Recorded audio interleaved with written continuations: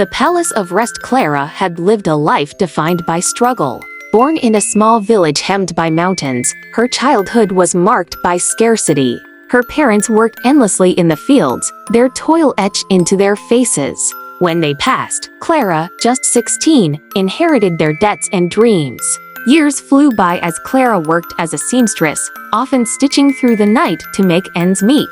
Her body bore the marks of her labor, a hunched back, calloused hands, and weary eyes. But her spirit remained unbroken. One stormy evening, Clara found herself trudging home after delivering a dress.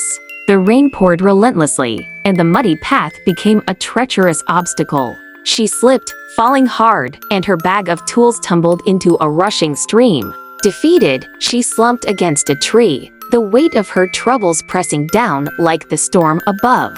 As she sat shivering, a faint light appeared through the trees.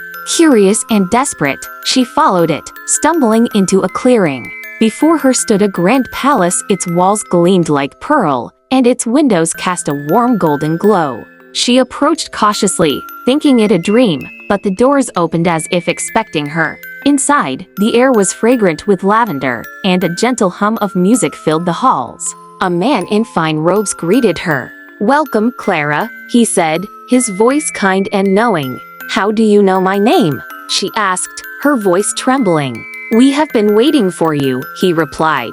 "You've carried enough burdens for a lifetime.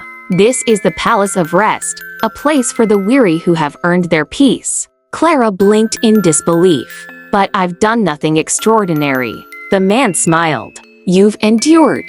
And sometimes that is the greatest feat of all." He led her to a room with a soft bed and a window that overlooked a lush, sunlit valley. For the first time in years, Clara felt safe. She slept soundly that night, her heart lighter than it had ever been. In the days that followed, Clara explored the palace and its gardens. She met others who, like her, had arrived weary but found solace. Each day, her back straightened, her hands softened, and her eyes sparkled anew. Though Clara never discovered how she had been chosen for the Palace of Rest, she stopped questioning her fortune. She only knew that after years of hardship, she had finally found a place where the storms could no longer reach her.